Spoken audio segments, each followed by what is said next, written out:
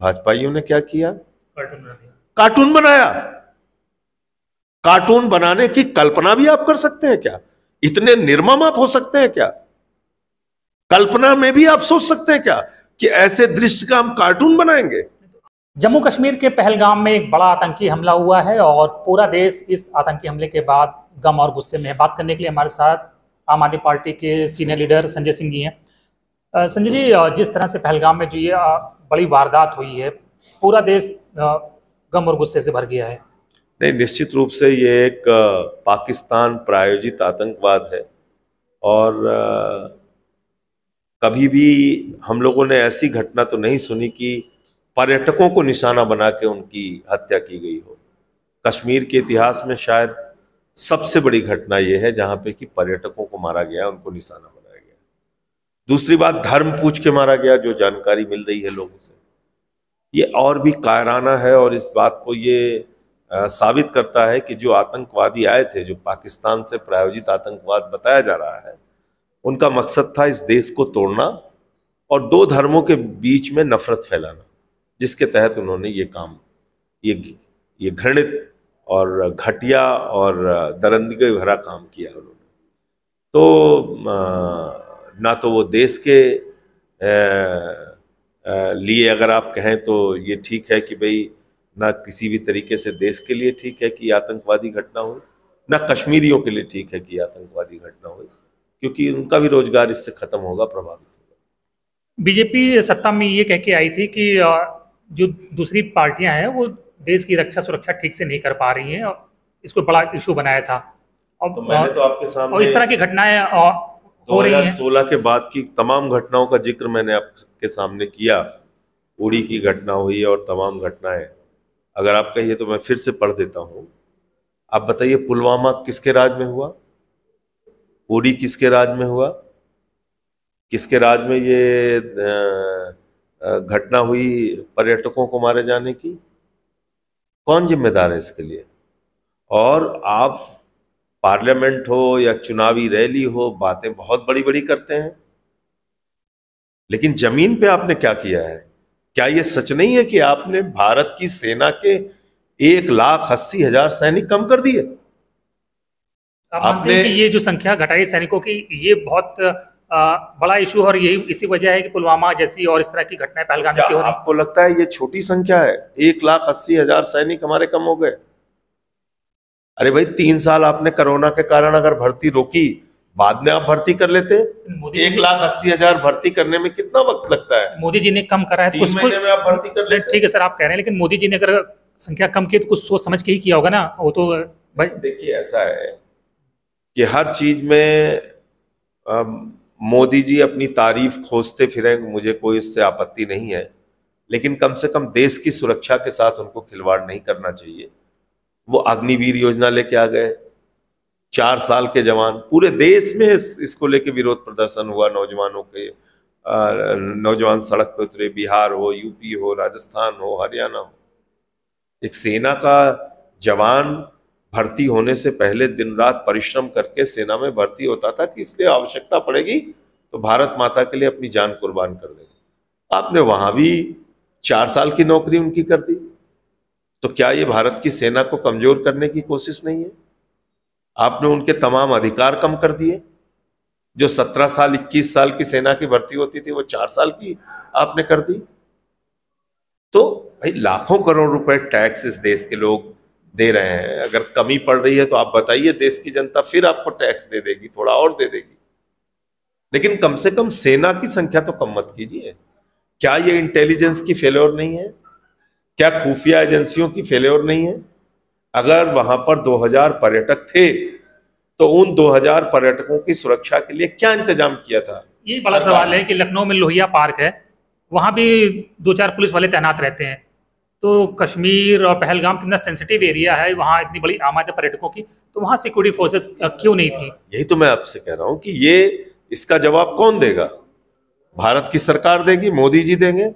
गृह मंत्री गए हैं, प्रधानमंत्री अपनी यात्रा छोड़ के आए हैं, तो देश को बताएं, विपक्षी दलों की एक मीटिंग बुलाएं, जानकारी दें। जैसे मणिपुर पे 1-2 बार इन्होंने मीटिंग किया था, बहुत सारी चीजें इन्होंने बताई थी, हम लोगों को पता तो चले हुआ कैसे। ये भाई, पाकिस्तान प्रायोजित आतंकवाद है। पाकिस्तान हमारे देश को तोड़ने के लिए हमेशा ऐसी घटनाएं करता है। उस पर आप क्या कार्रवाई करने जा रहे हैं? क्या आपने सोचा है? क्या आपने देखा है? कहां आपसे चूक हुई? ये तो बताना पड़ेगा ना भाई। आप बताइए कि आतंकवादी आए, उन्होंने पर्यटकों को मारा और मार के चले गए, उन पे कोई जवाबी हमला नहीं हुआ। ना वहां पुलिस मौजूद थी, ना वहां सेना मौजूद थी, तो क्यों नहीं थी? पहले जब इस तरह की आतंकी हमले हमले होते थे तो बीजेपी विपक्ष में रहते हुए बहुत क्रिटिसाइज करती थी। अब सत्ता में है तो भी सिर्फ क्रिटिसाइज कर रही है, एक कार्टून बना दिया कि जाति नहीं देखी धर्म देखा। ऐसा है कि अभी भी जैसे लग रहा है विपक्ष की भूमिका में ही है। देखिए, ये मौत में मजा लेने वाली पार्टी है। भारतीय जनता पार्टी की जो मानसिकता है वो मौत में मजा लेने की मानसिकता है। कहीं कोई बड़ी घटना हो गई, उससे राजनीतिक उल्लू कैसे सीधा करना है, इस काम में बीजेपी पहले लग जाती है। अब आप बताइए कि वो जो महिला अपने पति की लाश के पास बैठ के रो रही है, बिलख रही है, उसको देखने के बाद हर आदमी का मन द्रवित हुआ, हर आदमी पीड़ित हुआ, हर आदमी ने कहा हम देश के साथ हैं, देश की सरकार के साथ हैं, आतंकवादियों के खिलाफ आप कार्रवाई कीजिए। भाजपाइयों ने क्या किया? कार्टून बना दिया। कार्टून बनाया। कार्टून बनाने की कल्पना भी आप कर सकते हैं क्या? इतने निर्मम आप हो सकते हैं क्या? कल्पना में भी आप सोच सकते हैं क्या कि ऐसे दृश्य का हम कार्टून बनाएंगे? तो आप में अवसर तो उनका मंत्री है। तो मैं कह रहा हूं कुछ चीजों को तो बख्श दो, कुछ चीजों को तो बख्श दो। अच्छा, हमारा यह कहना है कि भाई वो तो पाकिस्तान द्वारा प्रायोजित आतंकवादी थे, उनका तो काम ही था दो धर्मों के बीच में झगड़ा कराना, देश को तोड़ना, कश्मीर को कमजोर करना। आप ये सब क्यों लिख रहे हैं? आपका क्या मकसद है कार्टून बनाने के पीछे? तो ये सवाल है और इस पे भी बीजेपी को जवाब देना चाहिए। मनमोहन सिंह जब प्रधानमंत्री थे, इस तरह की घटनाएं होती थी तो उनको कमजोर प्रधानमंत्री कहा जाता था, लेकिन बीजेपी आईटी सेल अभी प्रधानमंत्री को मजबूत प्रधानमंत्री बता रहा है इन तमाम घटनाओं के बाद भी। देखिए सर, आपको क्या लगता है, मजबूत प्रधानमंत्री हैं कि कमजोर प्रधानमंत्री हैं? कमजोर तो उन्होंने भारत की सेना को किया, और ये बात मैं आंकड़ों के साथ कह रहा हूं, कोई छिपा के नहीं कह रहा हूं, वो चीज मौजूद है। 1,80,000 सैनिक अगर भारत की सेना के आप कम करेंगे, अगर भारत की सेना में जवानों की भर्ती 4 साल के लिए करेंगे, और उस बात का देश भर में रोष और गुस्सा झेलने के बावजूद आप अपने निर्णय पे पुनर्विचार करने को तैयार नहीं है, तो निश्चित रूप से आप देश की सुरक्षा के साथ समझौता कर रहे हैं, और इसका जवाब देना चाहिए उनको। भैया, सब चीज पे आप टैक्स लेते हैं, पेट्रोल है, डीजल है, इतनी महंगाई कर दी आपने, आप लाखों करोड़ रुपए अपने दोस्तों पे आप लुटा रहे हैं, लेकिन सेना के लिए आपके पास पैसे की कमी है, तनख्वाह नहीं दे सकते आप। तो सर ये तो बात हो गई कि सिक्योरिटी फेलियर तो है ही है, लेकिन बिना लोकल सपोर्ट के भी तो आतंकवादी इतने इंटीरियर इलाके में नहीं आ जाएंगे। तो अभी भी लोकल सपोर्ट उन्हें मिल रहा है, 90 के दशक में ऐसा मिलता था। देखिए, ऐसा है कि पहले भी घटनाएं हुई हैं, लेकिन इस तरह से लोकल लोगों ने निकल के कभी विरोध नहीं किया। लाल चौक पे लोग विरोध कर रहे हैं, पहलगाम में लोग विरोध कर रहे हैं, कैंडल मार्च निकाल रहे हैं, और वो उनका ये साफ तौर पे कहना है कि कश्मीर को बर्बाद करने के लिए आतंकवादी आए थे और हम सब सरकार के साथ खड़े हैं। तो जो बातें मस्जिदों से ऐलान हो रहा है इस मामले को लेकर, तो ये एक अच्छा संकेत है कि कश्मीरी अब अपने प्रदेश के अंदर शांति चाहते हैं, देश के अंदर शांति चाहते हैं, और वो कह रहे हैं कि पहले हम देश के साथ हैं, बाद में हम पहले देश के हैं फिर कश्मीरी। एक आखिरी सवाल, आम आदमी पार्टी को इस तमाम इस तरह की घटनाओं का फाइनल सोल्यूशन क्या लगता है कि किस तरह से इसको इस तरह की घटनाओं को खत्म किया जा सकता है?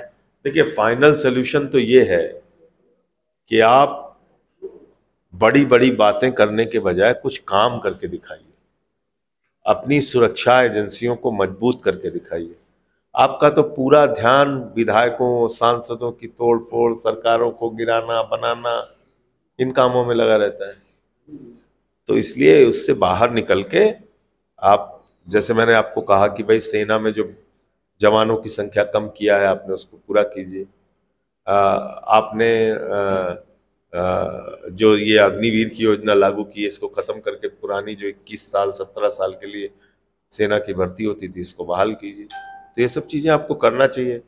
खुफिया एजेंसीज को और मजबूत कीजिए। कहाँ पे लैप्स रहा? आप अपने से कुछ छोड़ना चाहते नहीं हैं। आपने एक सरकार वहां चुन ली गई, बावजूद इसके लॉ एंड ऑर्डर आपने एलजी के हाथ में दे रखा है। तो ये सब कई चीजें हैं जो सरकार को जिस पे काम करना चाहिए। गृह मंत्री आज जब श्रद्धांजलि देने गए मृतकों को तो रेड कारपेट पे चल के गए हैं, तो बड़ी तस्वीरें वायरल हो रही हैं और तमाम लोग उसकी मजम्मत भी कर रहे हैं कि रेड कारपेट यहाँ आज ना होता तो ज़्यादा ठीक रहता। अब ये तो गृह मंत्री जी इस पे जवाब दे सकते हैं, मैं क्या बोलूँ इस पे। मैं ऐसे समय में राजनीति नहीं करना चाहता कि कोई टीका टिप्पणी व्यक्तिगत किसी चीज को लेके करूं। मेरा तो मकसद है कि उन आतंकवादियों ये के बीजेपी है जो शिवराज जो पाटिल थे उनके कपड़े बदलने पर जब 9/11 हुआ हल्ला कर दिया था बहुत। वही यही काम ये लोग करते हैं। हम तो ये कह रहे हैं कि भाई इतनी बड़ी घटना हो गई, अब कार्रवाई अब क्या करना चाहते हैं ये बताइए। बिल्कुल, तो कार्रवाई क्या कर रही है सरकार और जिम्मेदारी तय होगी या नहीं, ये कहना है संजय सिंह का पहलगाम में हुए आतंकी हमले पर।